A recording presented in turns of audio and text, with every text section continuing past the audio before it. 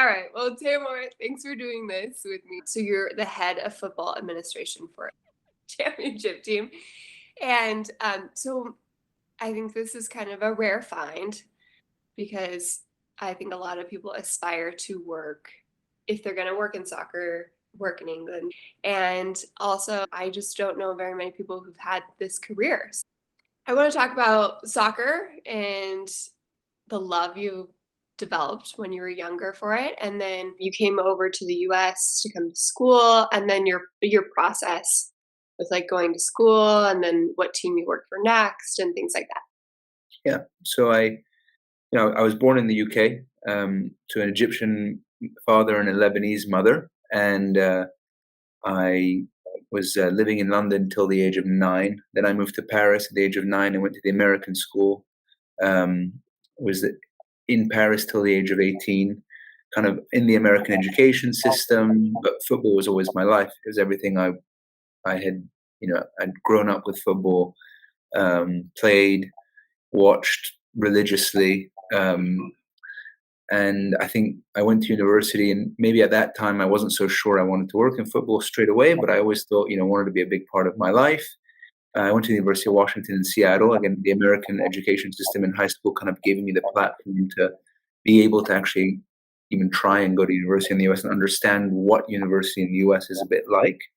And it proved to be the best decision of my life. Honestly, and people ask me, why Seattle, or how did you end up in university there? And I always tell people, like, it was literally the best decision I've ever made, because it was the genesis of my entire career, and the genesis of what I want, me finding out what I wanted to do, and going after it full guns blazing. At the time I was I knew I wasn't good enough to play for the men's football or soccer team at the university, and it's one of the best programs in the US at the moment. And I thought, okay, well, let me get involved in another way, even if it's just as a volunteer, just enjoy it, be around it. At the time I was coaching the women's club soccer team, playing for the men's club soccer team, and coaching the women. And I was like, this is what a great way to get out, be around a very high level coach, be around high level training sessions, learn from it, enjoy it. And at the time, head coach was Jamie Clark, still is the coach there, who's one of my biggest mentors, somebody I respect more than any ever. And they had somebody kind of helping them out, so they didn't really have a need, but I kind of pestered him a little bit more and more and said, look, I'll do anything, I'm happy to come in once a week, whatever. And he said, okay, if you won't come in twice a week, and we'll find something that you can help with.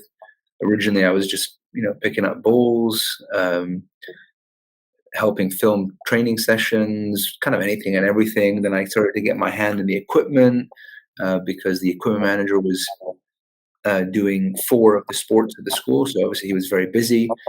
So I said, oh, let me help you with the soccer team. I'll do all the soccer stuff. And slowly but surely, I got more and more responsibilities, and hopefully I was proving my worth, and I ended up, sticking it out all 4 years, and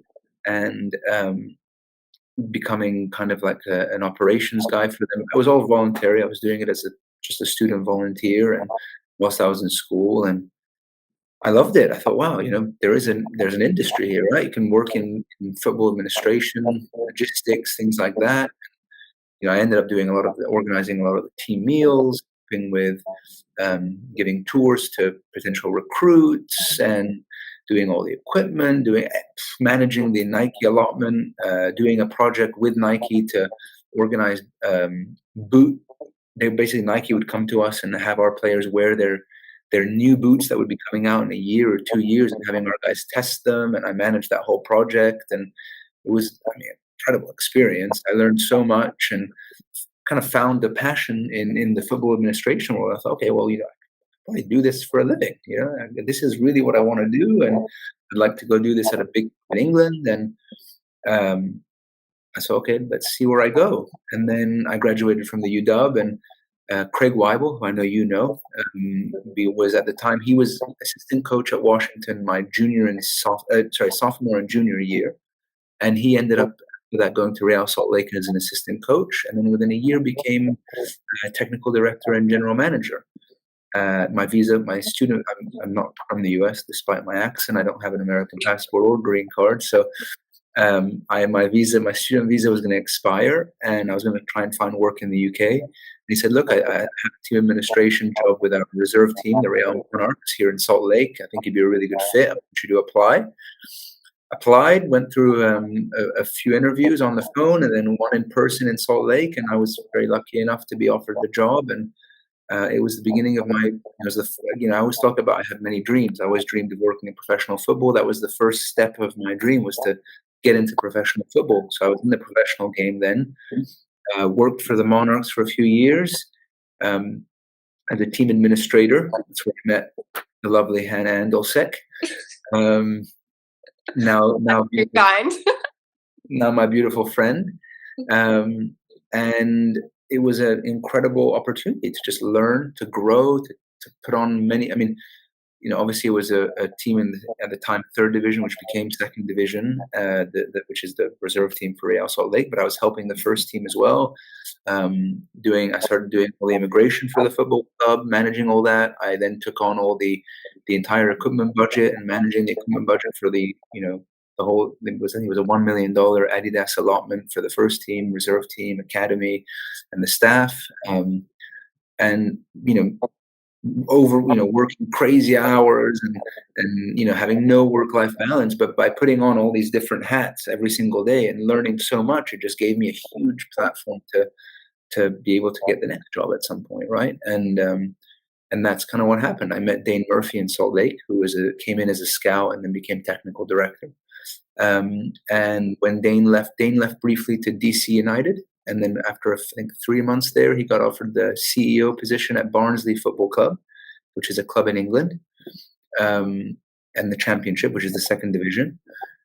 And he said, "Look, I want you to come with me." And I said, "That's great. Look, my next dream was to go work in football in England, and here's an opportunity to go and be a club secretary, which is a very, very important position at a football club in England." And I said, "Yeah, I've got this incredible opportunity, chance to get closer to my family over here, and also achieve a dream of mine, to work in professional football in England at a high level." And so I grasped at it with two hands and made the move back to the UK, and it was an absolutely golden decision for me, because working with Dane has been another phenomenal experience, and we did really, really well in one to stay in the Championship and not get relegated. We managed to score 2 goals in the 90th minute of the last 2 games of the season to stay in the league, which was incredible. I think we had the lowest budget in the league that year, so to stay up against all odds was amazing. And then in year 2, we defied all the odds and made it all the way into the playoff places and finished in 5th place when everyone thought we were going to go down. And it was an incredible achievement for us. And then another football club, which is where we work now, came in and decided that they wanted to poach us and bring us to the football club. And so we ended up both going to this club that we're both at now, and it's another step up again from where we were, with a different ambition, with a different budget, and with loftier goals. But again, that's a thing that we're I'm thrilled to be a part of that. And I love to be a part of a club that has a huge ambition, that wants to be in the Premier League, that deserves to be in the Premier League, if we get it right. But nothing is, you have to earn that right. You have to earn that chance to be there, and that's what we're trying to do now. And it's been incredible. And my job now is again, I run the football administration department here, and we manage all the player contracts. So every time we're going to sign a player or sell a player or bring a player in on loan or send one out on loan, we get all the contracts ready. We finalize the deals with the players' agents, with the players' club that we're sending them to or bringing them in from, and we also do all the match day logistics and operations. We the first point of contact for the Football Association, for our league, the English Football League. The job is crazy. We do 1,000,001 different things every single day, and it rains. That's what I love about it. Every day is different. There is no everything changes all the time. There's different things that come up, and ultimately, I think another big part of my job and what I love to do is to implement a workplace culture that is inviting, that everyone wants to be in, that promotes a unity, promotes a group atmosphere where we all have the same goal and we all want to achieve the same thing. I know it's a cliche, but it's true. We all have to come together and work as one and understand that if we're going to go where we want to go, we have to kind of come together as one and understand that these are all goals that we all want at the same time. We all have individual goals, but our big goal is to get promoted and be playing in the Premier League so we can all help each other out. It doesn't matter what the job is, we should all be helping each other out to achieve what we want to achieve. I think you're great at creating a team atmosphere. Just your energy and your excitement is so contagious, and you're so eager to learn. And I think that's such a great thing in a team environment. And with every opportunity you've had, you've taken that and translated it onto your next job and stuff. So I can see why you're having success. You touched on some of your tasks you do. What's kind of your day-to-day schedule? What's in season like? What's off season like for you? Well, it's crazy all the time. And I think one of the big reasons is in England, we play so many games. So we play 46 league games in a season. And our season goes, the regular season, in theory, goes from August all the way through to May. So it's nonstop, 46 games. And then we have all these different cup games as well. So, Carling Cup, or sorry, EFL Cup and the FA Cup. So and that we advanced all the way to the quarterfinals of the FA Cup this year. So that took another, we played I think we've played an extra 4 or 5, I think 6 or 7 games on top of those 46 league games, so that we're already at 52, 53 games in a season. It's a lot of football matches when you think about it, and it's a lot of operation. There's a lot that goes into every football match here. And so You've got to be well organized. yeah, exactly. And during the season, that's it's a big part of what I do is manage all the operation, all the logistics from a football admin side for these games, and then we have the 2 transfer windows, so the 2 times where we can bring in and buy and sell players, and those happen in the summer. So that happens June, July, August, and then also for 1 month in January.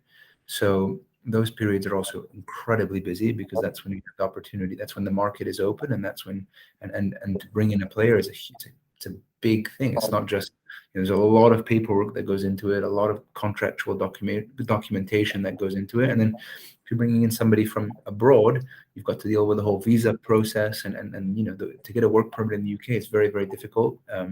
It's not an easy task, and there's a lot of work that goes into it. So my day to day is a lot of times is just preparing for games during the season and then collating all the things that we need to do after a game to keep our records up to date.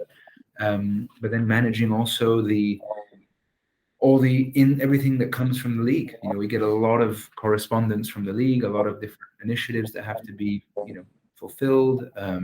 Disseminating information. My colleague made a very, very good analogy yesterday. He said, if you were to imagine an hourglass and you've got the sand starts in one end and then goes through the middle to get to the bottom, I'd argue that what we do a lot of the time is very much that middle part. We're we're receiving all the information from the top and then disseminating it where it needs to go in the bottom. And I thought that was a pretty neat analogy, to be honest, because it really does kind of give an idea of what we are the gatekeepers in a lot of ways for the football club in terms of what comes in terms of information and what needs to go out and go to the right people within the club, because these clubs are obviously, we have a wonderful staff of people that work here that do a whole variety of different jobs, whether it's maintenance, whether it's commercial, whether it's sponsorship, football logistics, whatever, right? So that really, my day to day, it's never the same. It always changes, but there are a few constants, and the constants are, preparing for a match day, getting everything done post match day, making sure all of our contracts are up to date, making sure all of our squad records are up to date, ensuring that we are ready when we need to sign a player or extend the registration of a player, and that goes for obviously the first team, but then we also have a huge academy as well. All the way from basically under 9s up to under 23s. And we have, thankfully, have amazing staff that work in the academy as well that do a phenomenal job, and an administration team as well for them that manage all that, because otherwise it'd be impossible to keep up to date just by myself. You're telling me. So we touched briefly on this before we started recording, but I think it's important for people to know that jobs can this can be considered as like a glamorous job in a way, like a coveted career, and you're managing a lot, so there's stress involved. And we mentioned that this is a different type of league compared to in the US. There's so much pressure, there's a lot of money on the line. Tell me about that and how you deal with it, and maybe some of the cons, but how you flip them into something that's manageable. Look, I think everyone deals with stress differently, right? And I'm not one to tell anybody how to deal with their stress or how they should, but I think, What do you my yeah, my outlook. I'm a very positive person in general, and I think, I'm so lucky to do something that I love. I do a job that I genuinely, genuinely love, and I love going to work every single day. So that, in one way, I'm just like, I'm so fortunate, and I remind myself of that every single day. I walk into a stadium every day. That my workplace is a stadium, a soccer stadium. Like, that's amazing. Literally, it's so cool, and and people dream of that. And I think I have to remind myself and make sure that people realize how fortunate I am to do something that so many people would want to do. Now, You're very grateful, I feel I'm like. very grateful, and then look, I think there is, people think, oh, it's a glamorous thing, but there's a lot of there's a lot that goes into it, and there's an ugly side to this world, and football is a crazy, crazy industry. It's a crazy place. There's a lot of turnover. It's crazy work on weekends, and there's a lot. And one of the main reasons there's a lot of stress is, your happiness relies on, 11 players kicking a ball around and hopefully doing it well. If they don't, you could get fired, and if they don't perform, and we don't perform as a football club, and we get relegated, a lot of people could lose their jobs, and you wear that responsibility, you wear that pressure, and that can be difficult. But I think, my again, what I do to flip those things, I remind myself that I'm doing an incredible job in terms of I'm doing something I've always wanted to do. There are jobs where people, hear so many, people work 9 to 5, and they're just waiting for they're waiting for 5 o'clock to get up and go home, and they don't enjoy what they do. And it's like, you spend most of your life working, so you should enjoy what you do. And then, the way I have different ways to come to decompress. For me, I've got loads of family in London. I've got nieces and nephews in London, cousin, sister, aunt, and I'm so lucky I get to go spend time with them. I do everything I can to go spend a Saturday night or a Sunday with them, and it honestly makes my week when I spend time with them. Giving cuddles to my nephew, or spending time with my cousins or my sister. That for me is everything. Literally, it's everything. And to see friends in London and do that, it's amazing. And when I was in Salt Lake, I didn't have that. But in Salt Lake, my decompressor was, I'm a huge skier. I love to ski, so I'd try and go skiing on a Sunday, or go night skiing on a weekend. And that was my way of decompressing and getting my mind off things, or playing another sport. I like to play basketball. I love sports. I love to go to sporting events. So going to a sporting event that isn't a football game, or a soccer game, sorry, is my way of getting my mind off of, the stresses of my work, or the different pending anxiety that you get from, watching a game on Saturday that means everything, and it's so important to your, daily lifestyle. I think it's great that you touched on that, because work life balance is important.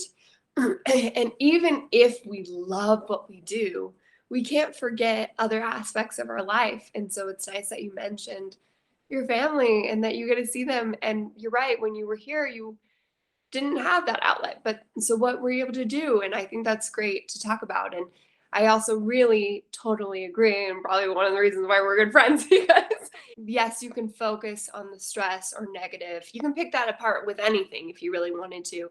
But if you can find something to be grateful for, and you do feel blessed to like walk into a stadium and that's your office, Absolutely. it's so amazing. What's one of your biggest accomplishment so far? What's one of your favorite moments of this career so far for you? For me, it's you know when we were at Barnsley that first year, so we moved to England year one, which was the 2019-2020 season, and the team obviously just before we arrived had just gotten promoted from the third division to the second division, and we had a very very young team with very little experience in the second division, and we had the lowest budget in the league, so everyone expected us to go relegated straight back to the third division. That was all the money was on us getting relegated, and we went through some really tough times. We won the first game of the season, which was amazing, and then we went 18 games without.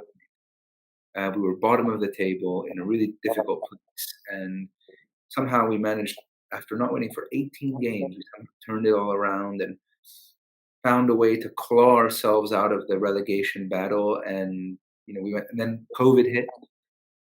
We had to deal with all the COVID issues. We still had 9 games left in the season, so the league itself suspended for 3 months, and then we came back and finished the last 9 games. And in the most extraordinary, incredible, unbelievable fashion, we ended up staying in the league and surviving and not getting relegated on the last day of the season with a 90th minute goal against a team that, had they won, they would have been promoted to the Premier League. Oh, We were wow. playing away at their place. They had the best home record in the league. We had the worst away record in the league, and we somehow managed to win in the 90th minute and stay in the league. And the emotions that you in that moment, where you realized that all the odds were against you, and everybody thought you were going down, and the amount of and the team Barnsley, it's a it's a good club, but it's in a small town where I think the whole town revolves around the football club, and the results of the football club mean everything to that town. And for them to stay up meant everything in a time where I think people were going through such a hard time with COVID. So it was. I mean, for me, even though we finished 21st out of 24 teams, to survive in that league, given all the things that were going against us, for me is my biggest achievement in sport so far. And mind you, the next year we finished in fifth and almost got promoted to the Premier League. And that's still, and I was in the USL. We won the USL Supporters Shield in 2017. I won a Pac-12 title during my time at Washington. Been a part of some amazing football teams and amazing accomplishments. But just finishing 21st out of 24th and keeping Barnsley Football Club in the championship and building that platform, the foundations to succeed next year, that's my proudest achievement. No questions asked. I'm sure you felt like you were number one in the world. It was, and the emotions that come up to you at the end of in that moment are yeah, unparalleled. Yeah, there's a lot to be said of hard work and how rewarding it is when you put in that hard work and all those hours and all that dedication. And you got to pray for that miracle as well. Absolutely. My last question would be, what would your advice be for someone who is interested in getting a career in football administration? Or Yeah. lots of people think to be a professional athlete, but they don't really understand the other side. And there's all this other coordinating. There's a lot of staff. It's a stressful job. There's turnover. There's a lot on the line. What would your advice be for someone who's I thinking? always give the same advice, and for me, the biggest thing is you have to have the work ethic, and you have to work, super hard to get involved, because there's not that many jobs in sport, because and so many people want them. So you have to set yourself apart, and to set yourself apart, you have to go out and basically make yourself noticed by people. I went and volunteered with the men's soccer team at Washington and was picking up balls in practice and filming training for months before, doing the most unglamorous, nothing jobs. But by continuing to show up and continuing to offer to help and do anything I could to help, it makes a mark on Craig Weibel, who then wants to hire me in Salt Lake. I went to Salt Lake with that opportunity and then worked. Again, my work-life balance was atrocious. Um, but for me, it was, I've got to put in these hours. I've got to work. I've got to learn as much as I can, take on as much as I can. try and ask for more work, even if I have no time, ask for more work, because the more you learn, the more you put yourself out there, the more tools you have, right? The more people you're going to meet, the more the broader your skill set is going to be. And from my perspective, I then that Dane Murphy took note of that, and then said, when I went to Barnsley, he said, "Oh, I want you to come with me to Barnsley."